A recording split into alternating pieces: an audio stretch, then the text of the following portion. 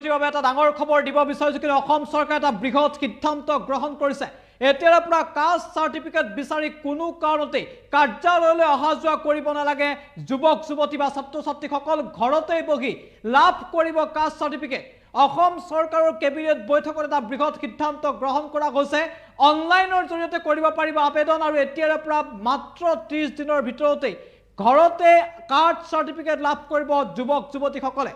অসমৰ লাখ লাখ যুৱক যুৱতীৰ বাবে এটা বৃহৎ সিদ্ধান্ত গ্ৰহণ কৰিছে অসম চৰকাৰে বিগ ব্ৰেকিং ছাত্ৰ ছাত্ৰীসকলৰ বাবে বৃহৎ ঘোষণা অসম চৰকাৰৰ ছাত্ৰ ছাত্ৰী এতিয়াৰ পৰা কাষ্ট চাৰ্টিফিকেট বিচাৰি কাৰ্যালয়লৈ তাঁতবাতি কৰিব নালাগে ঘৰতে বহি লাভ কৰিব চাৰ্টিফিকেট এমুটা সভাটোকৈ ডাঙৰ খবৰ চাৰ্টিফিকেটৰ নামত 2-3 মাহলৈ অপেক্ষা কৰিব নালাগে ছাত্ৰ ছাত্ৰীসকলে 12 মেৰ পৰা আৰম্ভ হ'ব মিছন ভূমিপুত্ৰ অহা 12 মেৰ পৰা মিছন ভূমিপুত্ৰ আৰম্ভ হ'ব এসটি এসসি ওবিসি এমওবিসিৰ 3 লাখ ছাত্ৰ ছাত্ৰী উপকৃত হ'ব প্ৰতি বছৰে 30 দিনৰ ভিতৰতে লাভ কৰিব কাষ্ট চাৰ্টিফিকেট নৱম দশম একাদশ আৰু দ্বাদশ শ্ৰেণীৰ অধ্যয়নৰত ছাত্ৰ ছাত্ৰীয়ে বিদ্যালয়তে কৰিব পাৰিব আবেদন অহা বছৰৰ পৰা নৱম শ্ৰেণীতে চাৰ্টিফিকেট লাভ কৰিব এটা বৃহৎ সিদ্ধান্ত গ্ৰহণ কৰিছে অসম চৰকাৰে ছাত্ৰ ছাত্ৰীসকলৰ বাবে বৃহৎ সিদ্ধান্ত 9, 10, 11, 12 যিখিনি অধ্যয়ন কৰি আছে তেওঁলোকে শিক্ষানুষ্ঠানতে ফৰ্ম লাভ কৰিব তাতে তেওঁলোকে আবেদন কৰিব পাৰিব বিদ্যালয়ত আবেদন কৰিব পাৰিব নৱম দশম শ্ৰেণীৰ ছাত্ৰ ছাত্ৰীয়ে আৰু 11, 12 যিসকল ছাত্ৰ ছাত্ৰী আছে তেওঁলোকে মহাবিদ্যালয়ত তাতে তেওঁলোকে ফৰ্ম লাভ কৰিব আবেদন কৰিব পাৰিব আৰু এতিয়াৰ পৰা কোনো কাৰণতে কাৰ্যালয়লৈ অহা যোৱা কৰিব নালাগে সম্পূৰ্ণ অনলাইন আৰু ডিজিটেল পদ্ধতিৰে কাষ্ট চাৰ্টিফিকেট লাভ কৰিব আৰু মিছন ভূমিপুত্ৰ আৰম্ভ হ'ব অহা 12 মেৰ পৰা অসম চৰকাৰে ৰাজ্যৰ লাখ লাখ ছাত্ৰ ছাত্ৰীৰ বাবে এটা বৃহৎ সিদ্ধান্ত গ্ৰহণ কৰিছে আজি কেবিনেট বৈঠক অনুষ্ঠিত হৈছিল মাত্ৰ কিছু মুহূৰ্তৰ পূৰ্বে সিদ্ধান্ত অসম চৰকাৰে গ্ৰহণ কৰিছে এই মুহূৰ্তত মন্ত্ৰী পীযুষ হাজৰিকাৰ মন্তব্য আছে আগবঢ়াইছো কি কৈছিল মন্ত্ৰীগৰাকী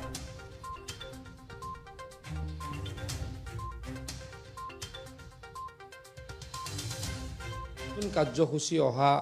12 তাৰিখৰ পৰা অসমত আৰম্ভ কৰিম এটো হৈছে যিসকল শিডিউল কাষ্ট মানুহ যিসকল শিডিউল ট্ৰাইব মানুহ যিসকল এসটি আৰু যিসকল ওবিসি এমওবিসি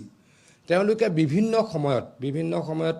কাষ্ট চাৰ্টিফিকেটৰ কাৰণে সমস্যাৰ সন্মুখীন হয় এখন কাষ্ট চাৰ্টিফিকেটৰ কাৰণে 3 মাহ 4 মাহ অফিচত যাব লাগে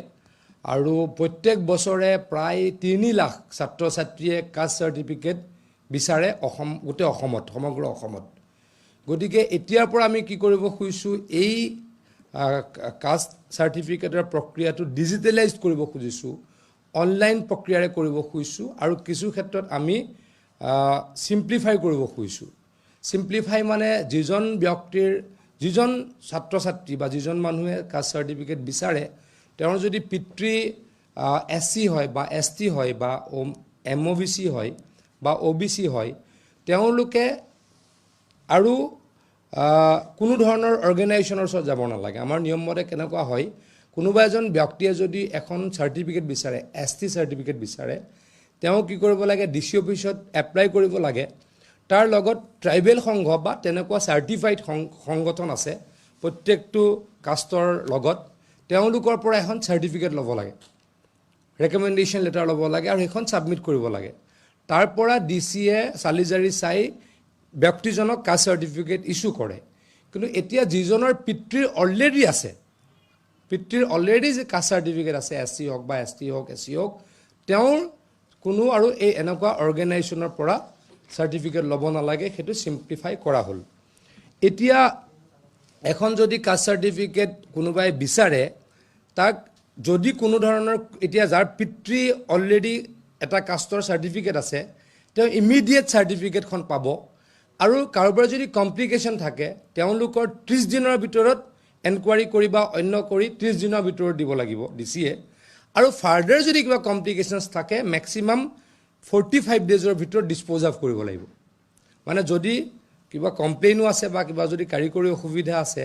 35 ডেজৰ ভিতৰত কৰিব লাগিব আৰু নোৱাৰিলে ফাৰ্দাৰ আনাদাৰ 15 ডেজ যাব পাৰিব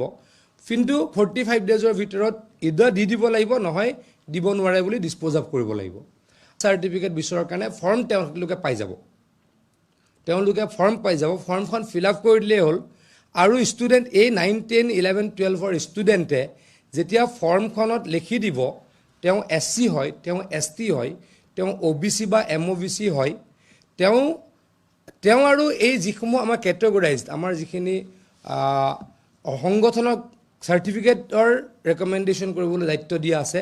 তেওঁলোকৰ তাতে ছাত্ৰ ছাত্ৰীজন যাব নালাগে তেওঁলোকে যদি লিখি দিব মই SC হয় SCৰ চাৰ্টিফিকেট কোনে ৰিকমেণ্ডেশ্যন কৰিব DCয়ে তেওঁলোকৰ পৰা চাৰ্টিফিকেট নিজে লৈ আহিব যদি STৰ হয় ট্ৰাইবেল সংঘৰ পৰা DCয়ে নিজে আনিব বা OBC হয় OBCৰ যি সংগঠন আছে OBC সন্মিলনী বা যেনেকুৱা আছে তেওঁলোকৰ পৰা DC আনিব ছাত্ৰ ছাত্ৰীজনে গৈ নিজে আনিব লগা নহয় আৰু অহা বছৰৰ পৰা এই বছৰ যেহেতু 11, 9, 10, 11, 12 হ'ব অহা বছৰৰ পৰা অকল 9তে দিলেই আমাৰ গোটেই প্ৰক্ৰিয়াটো সম্পূৰ্ণ হ'ব 9তে চাৰ্টিফিকেট পাই যাব আৰু চাৰ্টিফিকেটৰ কাৰণে 2 মাহ 3 মাহ আমাৰ ছাত্ৰ ছাত্ৰীয়ে বা আমাৰ বাকী ব্যক্তিসকলে কোনো অফিচলৈকে যাব নালাগে আৰু এটা কথা গুৰুত্বপূৰ্ণ কোনোবাই যদি চাৰ্টিফিকেটখন পাই যোৱাৰ লগত এখন ডিজিটেলাইজড লাইব্ৰেৰীত ডিজিটেল লকাৰত এটো লক কৰি দিয়া হ'ব সৰকাৰ ঘৰত থাকিব আৰু যদি কাবাক প্ৰয়োজন হয় কোনোবাই উলিয়াই ল'ব পাৰিব গতিকে এটো এটা অত্যন্ত ডাঙৰ সিদ্ধান্ত বুলি মই ভাবো প্ৰশাসনিক সংস্কাৰৰ কাৰণে আমি যোৱা সময়খিনিত যিখিনি প্ৰশাসনিক সংস্কাৰ কৰিছো তাৰ ভিতৰত এটো এটা অত্যন্ত গুৰুত্বপূৰ্ণ আৰু ইয়াৰ পৰা প্ৰত্যেক বছৰ 3 লাখতকৈ অধিক ছাত্ৰ ছাত্ৰী আৰু ব্যক্তি উপকৃত হ'ব আৰু আমাৰ এই প্ৰক্ৰিয়াটো সৰলীকৃত হ'ব